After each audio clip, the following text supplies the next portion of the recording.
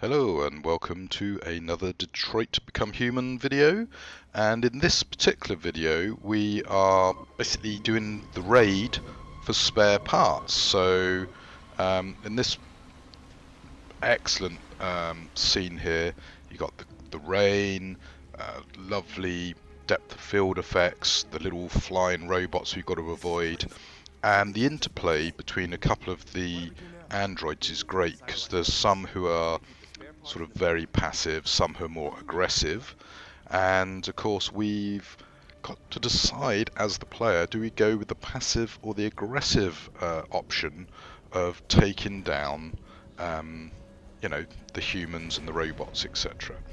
Now when we're coming through here there are a couple of paths, possibly three that I remember, and it plays so well. As I've mentioned in a previous video, the earlier Quantic Dream Studio stuff, sometimes the sort of QuickTime events just felt a bit too artificial.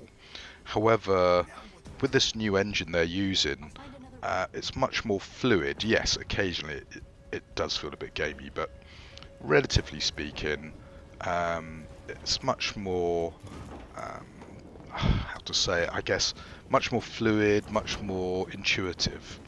And I'm very pleased to notice actually that on Twitter recently Quantic Dreams announced that they've won a load of awards for this game, and quite deservedly so in my opinion. It's really good. I have mentioned sometimes maybe some of the storylines a little bit heavy-handed with some of its allegorical reflection on real events in the world, but I mean, look at it, it looks amazing. Every time you've got a rain scene I go on about how fantastic it looks, and unfortunately we don't seem to be able to leap across there, so let's move round to the right and jump over here. Anyway, you got a couple of options. You can go up here, or I think there's a bit over to the left, so you can follow north or someone else. Anyway, we're hanging on to a crate here and we're going to drop off, and I just love the whole look and aesthetics of this game. I'm always just blown away, and bear in mind, as I mentioned way back, this is just a regular PS4. I'd love to see this actually on a PC with all the bells and whistles. Actually, that would be pretty cool. So yeah, I mean, that's something, if I ever get the money, I'd love to get myself a nice high-end AMD setup running, I don't know, FreeBSD just to be contrary and all that. Unfortunately, I'd imagine this game would probably have to run under a Wine Vulkan wrapper, but there you go. Anyway, if you've got yourself a PS4, definitely pick up this game. It's really good. If you've got a PS4 Pro, you're going to get a slight extra graphic fidelity. So here you go. We now got to work out how to take down the drone. So this is where you do this sort of predictive thing, and then you almost semi-automatically take your route. So here you go, we're pre-constructing our potential options, so we go to here, then once we get there we can leap onto the crate maybe.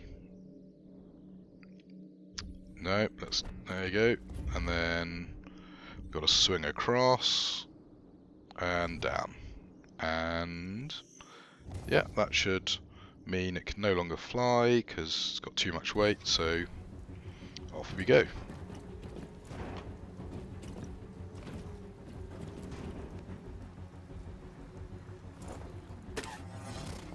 Now as you can see, it's not totally automatic. We do have to actually muck around with it a bit and press a few buttons. Markus, you alright? Nothing I can't handle. Nice work. Quick, open the other crates and fill your bags. Take as much as you can. So we've now found the motherlode of spare parts.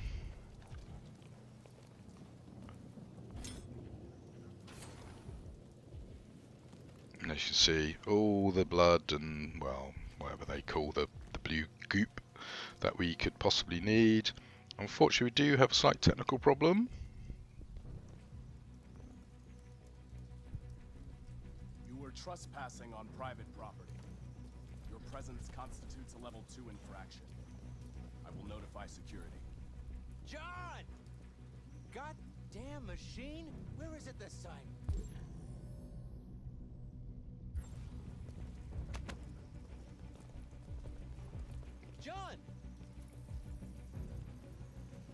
need your help. So we're converting the security guard.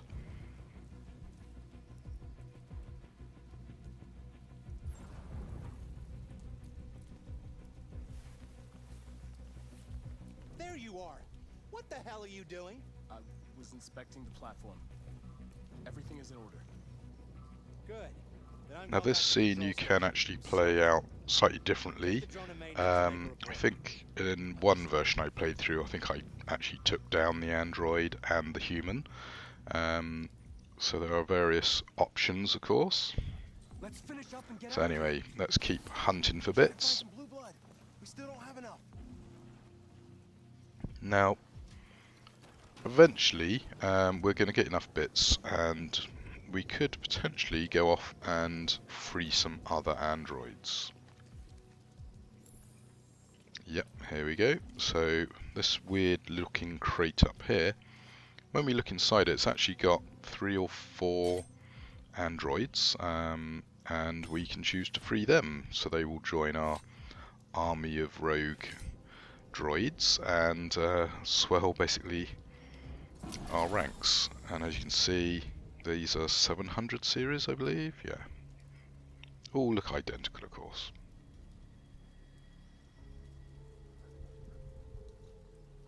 Why aren't you like us? Don't you want to be free? You could join us. So there you go. We've chosen to convert them, or we can choose just to leave them trapped.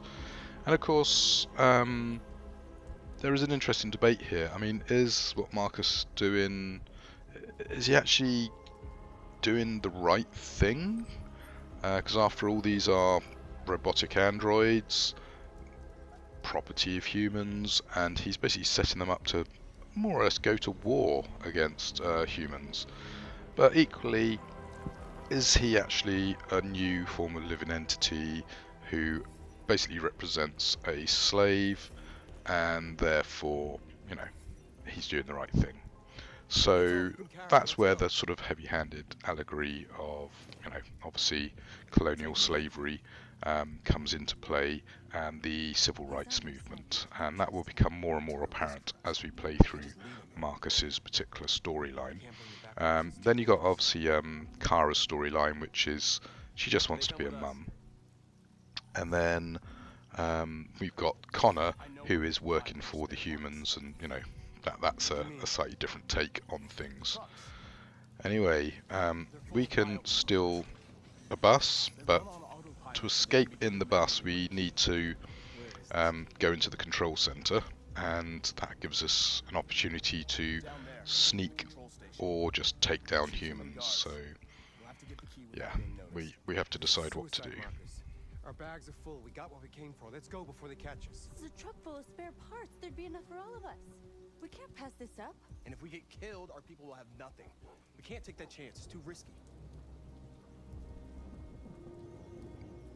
Anyway, Markus, as you can see, has decided to take the key, I'm coming with you. and North, being a bit of an action girl, wants to join us in, but Markus is like, yeah, no, you stay put. You know, if I get taken out, then all of you can escape with the parts, and we've only lost 1 bit.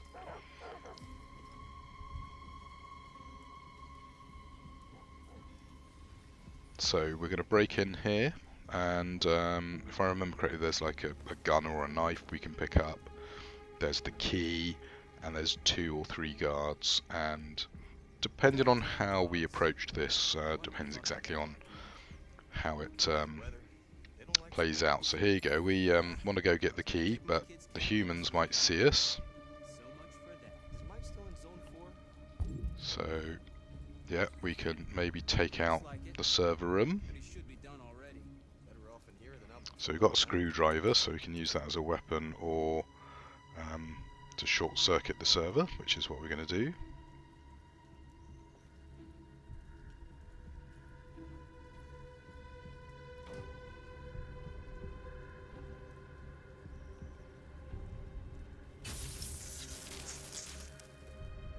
Shit. What's going on? Lights are still on outside. Must be the fuse box. I got a flashlight somewhere. Here it is. Fuses are over there.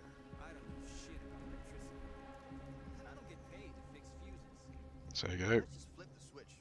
That doesn't work. You've got the key. Now what's interesting there is because we took the key, it sort of interrupted the audio, which is a little bit weird. Not sure why it did that, but there you go. So anyway, we're escaping. And yeah, we're going to get into the little automated bus thing, and away we go. Did you get it? And that's pretty much going to be it for this particular scene, to be honest. There's just a few bits of pressing a couple of buttons to get in the bus and make it drive. There is potentially also the option for them to, you know, in the security room, to look into the bus and see us. So yeah, got to be a little bit careful about that. And away we go. Now interestingly, it does sound like this is actually an electric vehicle, which I think is the wave of the future. Good old Tesla with his cars is really pushing people to start taking EVs seriously. So yeah, it'd be great to see, I think, electric vehicles on the road with the infrastructure to support them. And yeah, anyway, that is it for this video, and I will see you on the next one. And as you can see, heroes return to A truckload. great joy. We stole a whole truckload. We got bio components for everybody. We couldn't have done it without Markus.